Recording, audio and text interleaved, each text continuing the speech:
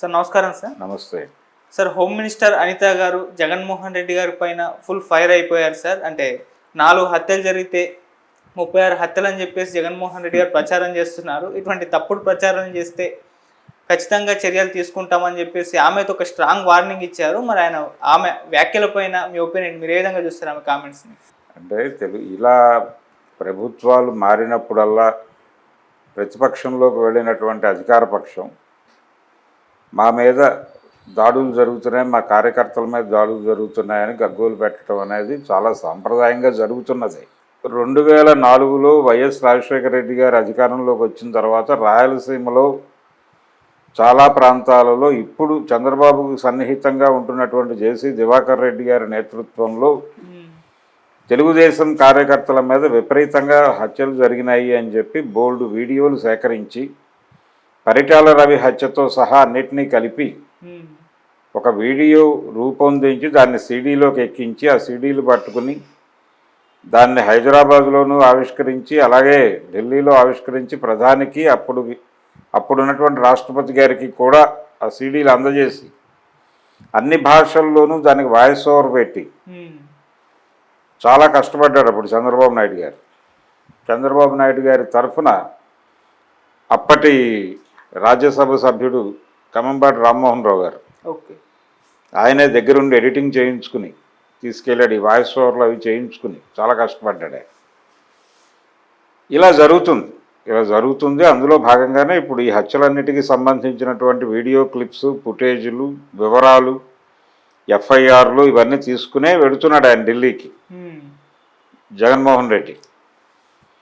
అయితే ఎప్పుడు ప్రారంభమైన ఈ దాడులు అంటే కూటమి గెలుపు నిర్ధారణ అయిపోయిన తర్వాత ఆ రాత్రి నుంచే మొదలైపోయినాయి చాలా చోట్ల. అంటే ఆ ఉత్సాహం పెళ్ళుబికి కొన్ని దాడులు జరిగినాయి. మనకు విజువల్ కనిపించింది.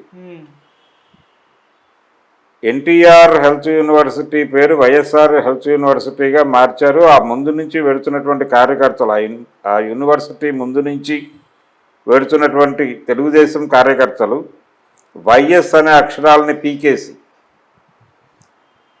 ఎన్టీ అని రాసి వెళ్ళారు.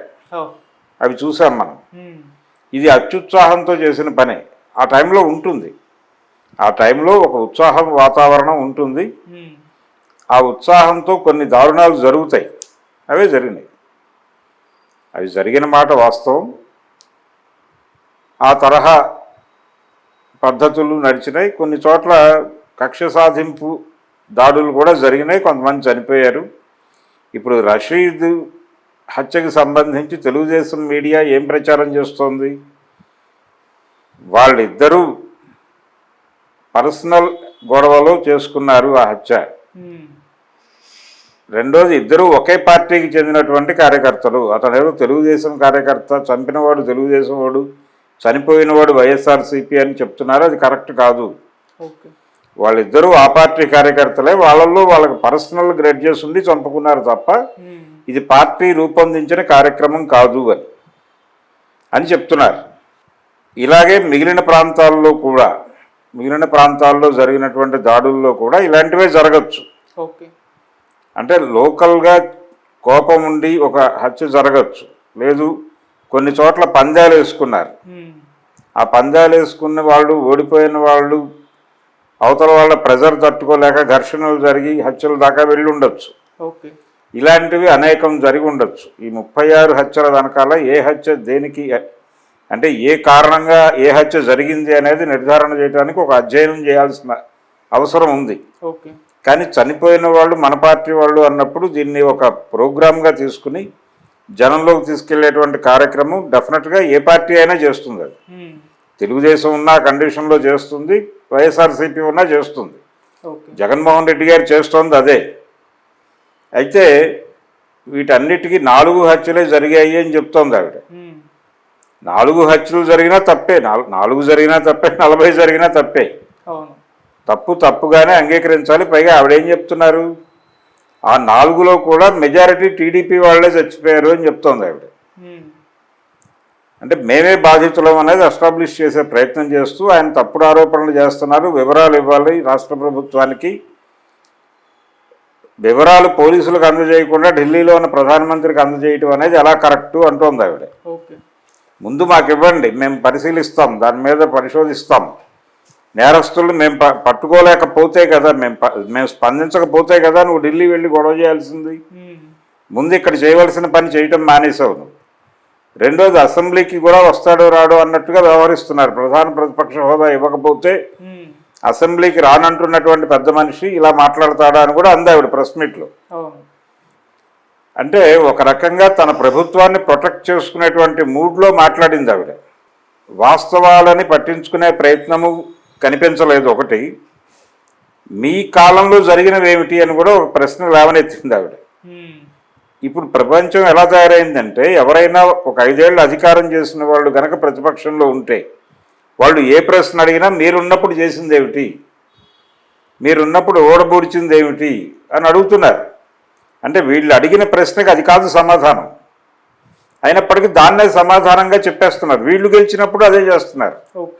జగన్మోహన్ రెడ్డి అధికారంలో ఉండగా తెలుగుదేశం పార్టీ ఏమడిగినా 14 సంవత్సరాలు నువ్వు ముఖ్యమంత్రిగా ఉండే ఎంపీకావు అన్నదే సమాధానం చెప్పాడు ఆయన. ఇష్యూ ఏమిటి, వాళ్ళు లేవనెత్తిన సమస్య ఏమిటి, దాని మీద మన పాత్ర ఏమిటి అనే దాని మీద చర్చ ఒక్క విషయం కూడా జరగల. సేమ్ పద్ధతిలో ఇವರು కూడా మాట్లాడారు. సేమ్ స్టైల్, ఏ మార్పు లేదు. అధికారంలో ఉన్నవాళ్ళు ఎలా మాట్లాడతారో అలాగే మాట్లాడింది ఆవిడ. అదే ధోరణిలో మాట్లాడింది. ప్రతిపక్షం వాళ్ళు ఏం మాట్లాడతారో అదే జగన్మోహన్ రెడ్డి మాట్లాడుతున్నాడు. హత్యలు జరిగాయా లేదా అనేది ఒక ఏజెన్సీతో ఆవిడ ఏం మాట్లాడాలి? హత్యలు జరిగాయి అని ప్రతిపక్ష నాయకుడు ఆరోపిస్తున్నాడు. ఆయన ప్రతిపక్ష హోదా రాలేదు కాబట్టి అసెంబ్లీకి వస్తాడా రాడా ఇవన్నీ ఆవిడకి అక్కర్లేదు. అది ఆయన పర్సనల్ గొడవ, ఆయన ఎలా చేసుకుంటాడో ఆయన చేసుకుంటాడు.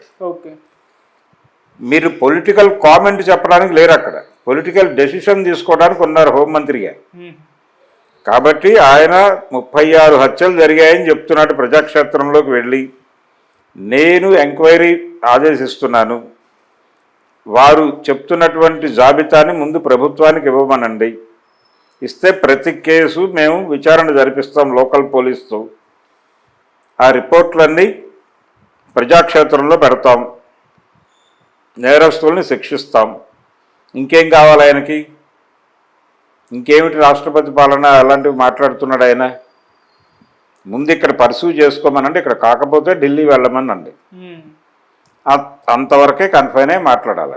మిగిలిన కామెంట్స్ చేయటం కాదు. నువ్వు ఏం చేయదలుచుకున్నావో ఆయన ఆరోపణ చేశాడు.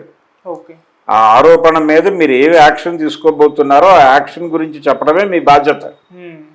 పొలిటికల్ వ్యాఖ్యానం చేయటం, రాజకీయ వ్యాఖ్యానం చేయటం అనేది చాలామంది ఉన్నారు ఆ పని చేయటానికి. ఈవిడ కొత్తగా చేయక్కర్లా. మంత్రి హోదాలో కూర్చుని మంత్రిగా నిర్ణయాలు ప్రకటించడం మానేసి రాజకీయ పరమైనటువంటి నిర్ణయాలు ప్రకటించడం అనేది ఇబ్బందికరం.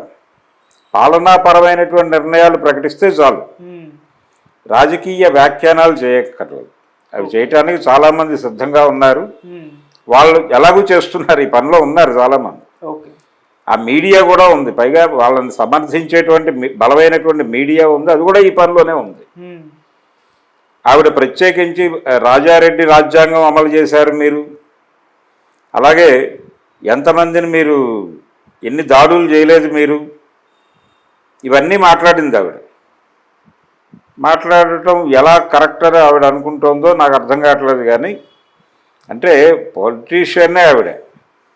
పొలిటీషియన్ పాలిటిక్స్ కాకపోతే ఇంకేం మాట్లాడతారు అనొచ్చు, కానీ సందర్భం అది కాదు.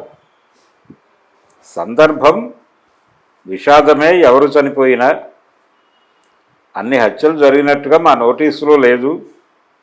4 హత్యలు అయితే అధికారికంగా మా దగ్గరికి వచ్చినాయి, అందులో తెలుగుదేశం వాళ్ళే ఉన్నారు. కర్నూలు జిల్లాలో కొన్ని దాడులు జరిగినాయి టీడీపీ వాళ్ళ మీద జరిగినాయి. వీటి మీద అసలు ఆయన చెప్తున్న ఆరోపణల మీద మేము ఒక విచారణ జరిపించాలనుకుంటున్నాం. ముందు ఒక కంప్లైంట్ మా దగ్గర లాంచ్ చేయండి నాయకుడు గారు, జగన్మోహన్ రెడ్డి గారు అని గౌరవప్రదంగా అనేస్తే చాలా జెంటిల్గా ఉండుండేది. ఇవన్నీ కూడా వైఎస్ రాజారెడ్డి రాజ్యాంగం అమలు చేశావు, నువ్వు చేసిన పనులేమిటి, ఇవన్నీ తీసుకురావటం వలన ఏమైందంటే దానికి ఒక పొలిటికల్ కలర్ వచ్చేసి, ఓకే రెండోది చర్యలు తీసుకుంటానంటోంది ఆవిడ.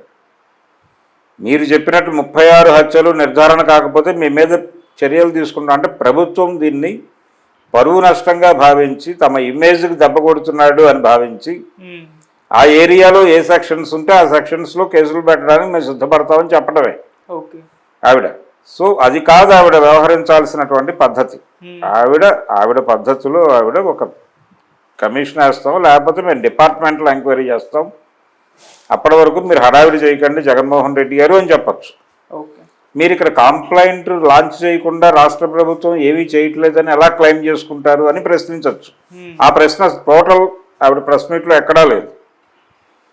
ముందు ఇక్కడ ఒక కంప్లైంట్ లాంచ్ చేయమని అడగండి ఆయన్ని గౌరవప్రదంగా. ఆ కంప్లైంట్ తీసుకొని మేము ఈ పని చేసామని చెప్పండి ప్రపంచానికి. ప్రపంచం చూస్తుంది కదా మీ యాక్టివిటీ, మీ ఇమేజే పెరుగుతుంది కదా. శత్రువుని కూడా వీళ్ళు ప్రజాస్వామికంగా హక్కును చేర్చుకుని అతని సమస్యని పరిష్కరించారు. ఎంత పెద్ద తేడాలు ఏం లేదు ఇద్దరికి. అది పరిస్థితి. Thank you so much sir. Thank you.